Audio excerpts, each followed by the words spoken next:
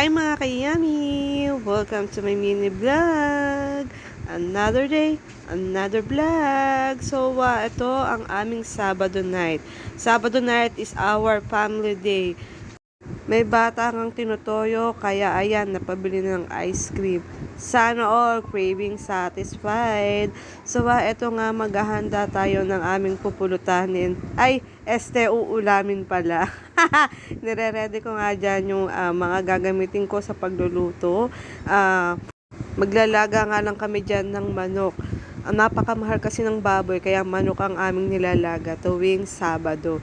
Mga pamangking ko, kahit anong ihain mong ulam dyan, sabaw lang talaga ang inuulam nila. Kaya pagdating ng Sabado, maraming sabaw ang niluluto ko.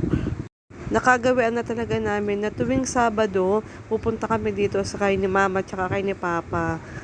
Yun na talaga ang nagiging family day namin. Yung isang kapatid ko kasi hindi rin nakakapunta kasi napakalayo ng bahay nila.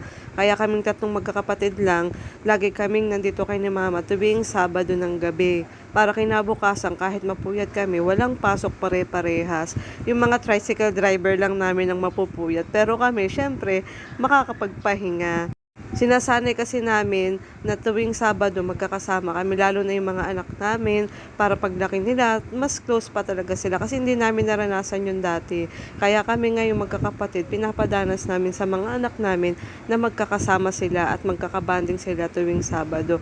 So far, mag-e-enjoy naman sila at lagi silang excited kapag padating na ang Sabado. Alam nila na pupunta sila dito sa mga lolo't lola nila. Yun na talaga yung pinaka-bonding nila. Syempre, kami rin magkakapatid, yun na rin ang pinaka-bonding namin. So, pagdating nga dito sa baba kay ni Mama, yan, ako pa rin ang tagahugas. Syempre, nakakaawa naman si Papa kung iiwanan natin ng isang tambak ang hugasin. Kaya kailangan, bawas-bawasan natin yung hugasin. Para naman hindi mahirapan si Papa sa paghuhugas ng plato pag uwi namin. Pero minsan, marami pa rin naiiwanan dyan. Pagka uwi kami, naglilinis pa rin siya ng bahay nila.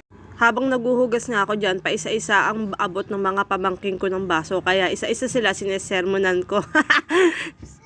Pero hindi naman sila nagtatampo pag pinapagalitan ko. Tinatawanan pa ako ng mga pamangking ko. Ganyan namin kaklose ang mga pamangking ko. So, eto na nga, maluluto na o kumukulo na ang aking niluluto. Ilalagay ko na rin dyan yung mga gulay. Pero kung minsan pinag-uulam namin ng fried chicken yung mga bata, pero alam nyo ba kung anong kinakain nila? Hindi nila kinakain yung manok kung hindi isinasabaw pa rin ang gravy. So, ito ang aking family. Sila ang aking number 1 barkada ngayon, ang aking mga kapatid at ang aking mga magulang. Oo, masarap kasama ang mga kaibigan, pero mas masarap palang kabanding ang pamilya. So, dito nga pinagmimitingan na namin yung araw or kung kailan kami magsiswimming kasi summer na naman. Taon-taon talaga, lagi kaming nagdagdagat. Nahinto lang nung nag-pandemic. Kaya ngayon, ibabalik namin yung mga dati naming ginagawa. Ang mag-swimming kasama ang mga bata. Dito nga, kinukulit ko yung pamangking ko na pumayag na maging maganda ako. Ayun, napao ko siya. Kaya tuwang-tuwa talaga ako. Ito yung mga aming bagets. Ganyan sila. Kahit maliit ang aming bahay, tuwang-tuwa sila pag magkakasama. Hanggang dito na lang muna, guys. Thank you for watching. Please follow my vlog. Bye!